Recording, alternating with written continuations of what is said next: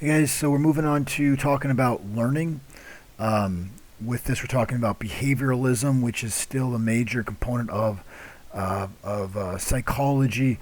Um, and the behavioralists were again the ones that were saying that if this is going to be a science, we needed to have overt data that we can clearly see and measure and so on, and behaviors are overt. Okay, and what behavioralists found is that behaviors can be conditioned, that we can encourage or discourage uh, really anything, specifically, for people that we probably care about the most, but animals as well.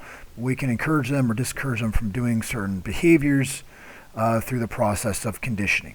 Okay, and there's two main types of conditioning: classical conditioning, which we're going to look at first, and then operant conditioning in our next video. Okay, so classical conditioning is all about taking a unconditioned response and attaching it to something that wouldn't have had that response ordinarily. Okay, um, and this is first pioneered by Pavlov. Pavlov is, if anyone knows anything about psychology, or even if they don't realize it is psychology, but I've probably heard of the dog test, and we'll certainly look at that. And then John Watson with his experiments with little Albert.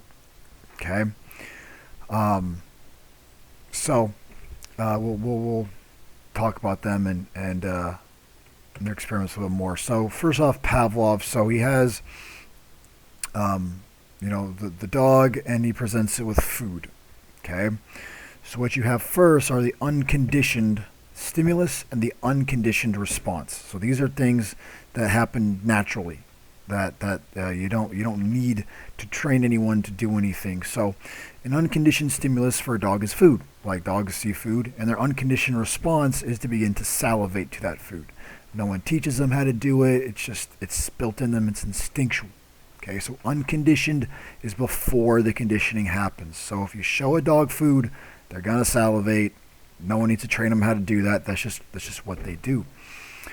So what then happened was, so we'll look at this. So what happened was, he then started, the some people think it's a bell, some people think it's a metronome, but whatever, that's kind of not super important to understanding, classical conditioning. But how the sound, we'll say the bell. So he would ring the bell when the dog was presented with the food.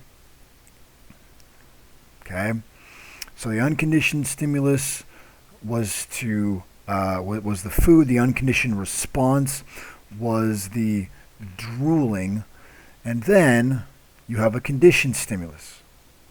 Okay, so what the conditioned stimulus was the bell.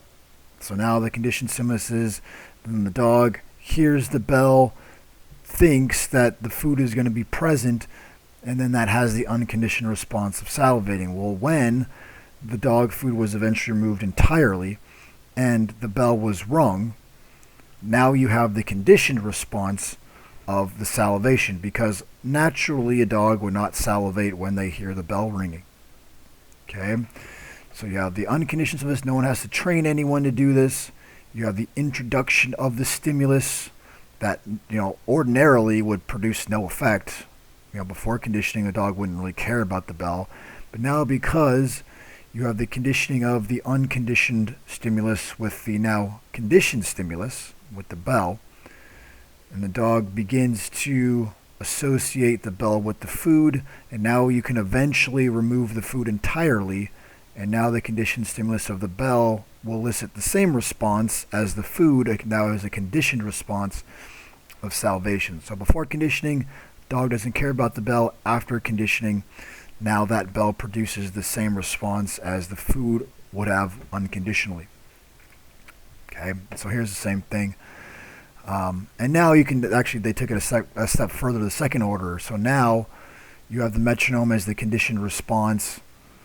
And now you can actually have a different stimulus along with the now conditioned stimulus and elicit the same response. So you can take it several layers on, and the dog would now begin to associate this black square with the bell, with the food, and then eventually salivate as well. Okay, so here's go ahead and like pause the video real quick. If you want to think about this. So as a child, you were playing with the backyard when the neighbor's cat wandered over. Your mother screamed and snatched you into her arms. Her behavior caused you to cry, and now you have a fear of cats. So what's the unconditioned response? Unconditioned stimulus. Unconditioned response, conditioned stimulus, and conditioned response. So pause it, think about it. So the unconditioned stimulus would be your mother screaming. You know, that loud, jolting noise is something that is going to make a kid cry anyways. So your unconditioned response was the crying. Okay, no one had to tell you cry now that your mother screamed. That's just a natural thing that happened. But because the cat was present, now that is a conditioned stimulus that elicits the same response, which is now the conditioned response. You have the fear of cats. So your mother picked you up, you screamed, and you're scared, like, oh my gosh, and then you conditioned the response to have with this new stimulus of the cats. That is the same thing. Okay, here's another example. I went to the casino, won a jackpot, very happy, excited. And next time he went, he won again. In a sense, lost all his money, but he continues to gamble. Okay, so what are the parts there? So you want to pause it real quick and think about it on your own. So the excitement of winning is the unconditioned, the winning itself, and the excitement that goes along with it, I should say. So the winning is the unconditioned stimulus, and the excitement of yay is the unconditioned response. And then the all the things that go along with the casino, the lights and the sounds and all that kind of stuff, even though he's no longer winning, that becomes the conditioned stimulus. The casino itself, the gambling itself, still elicits that excitement. So even though they're losing now, he's still like, I have to do it, because he gets excited just by being in the casino, by gambling. And that's how these addictions happen. And indeed, gambling addiction is one of the hardest addictions to break because it is so stimulating, and you go there and you see all the lights and the sounds, and it's like, oh, I can win, and all this kind of stuff. You still feel that excitement even though you're not winning anymore.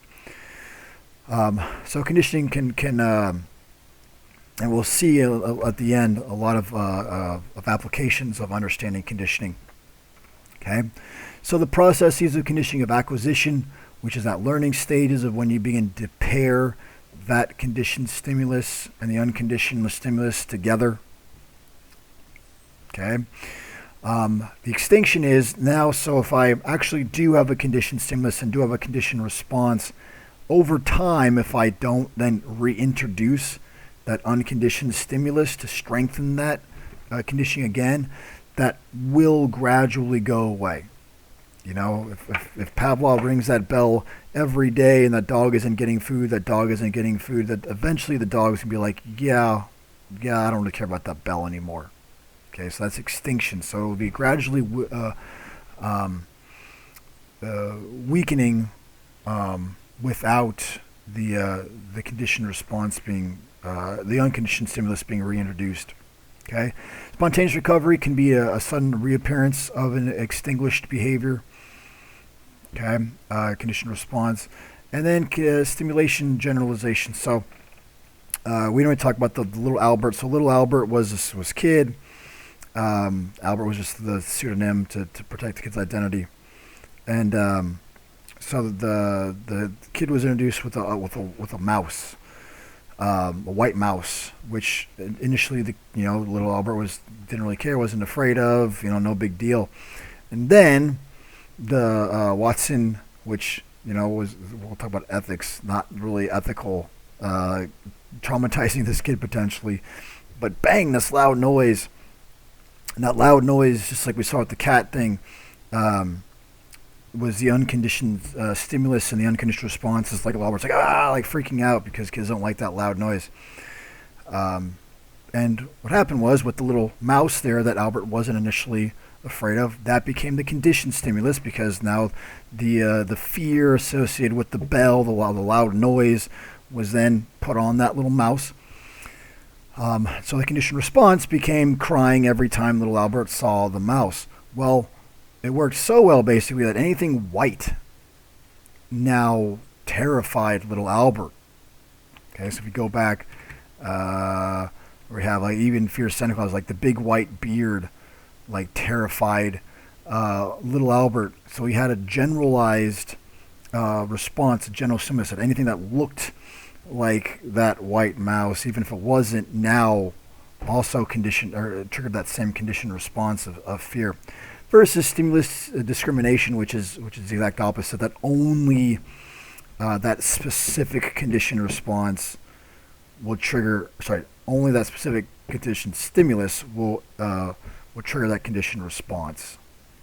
So if it was like I was afraid of like a red car, and then or like a red little toy car, and then someone put a blue little toy car, and like, well, that doesn't bother me at all. It has to be specifically that little red car.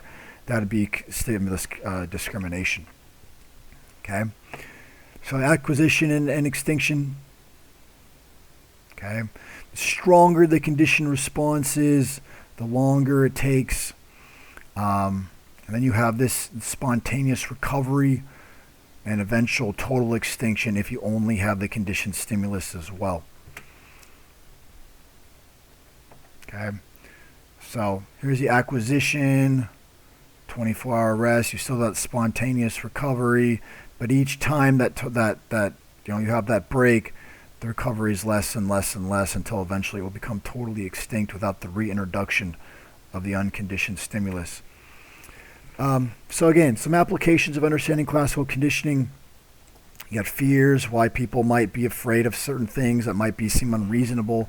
Why are you afraid of cats? Well, because you had some traumatic experience that,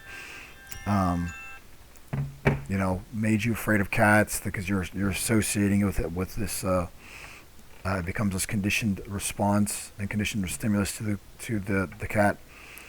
Addictions. We looked at like the gambling one. Advertisers use this all the time. Okay, they're trying to sell you shoes.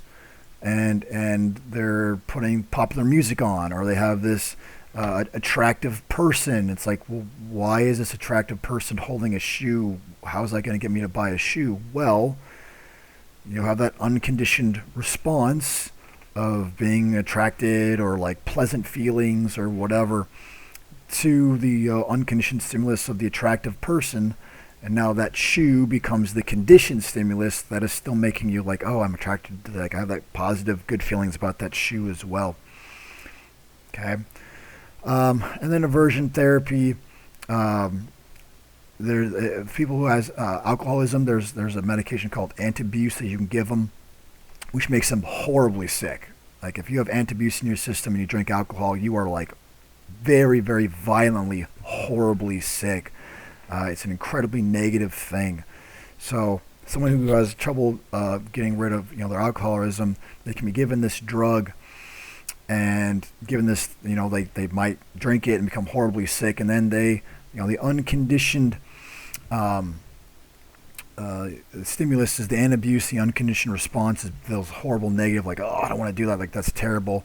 And then they begin to associate the conditioned stimulus of alcohol with this horrible thing, and then they don't even have to take the antabuse anymore, but alcohol itself just makes something like the smell and everything just makes them horribly nauseous, and they don't even want to touch it anymore if it's successful. So a lot of different applications of classical conditioning.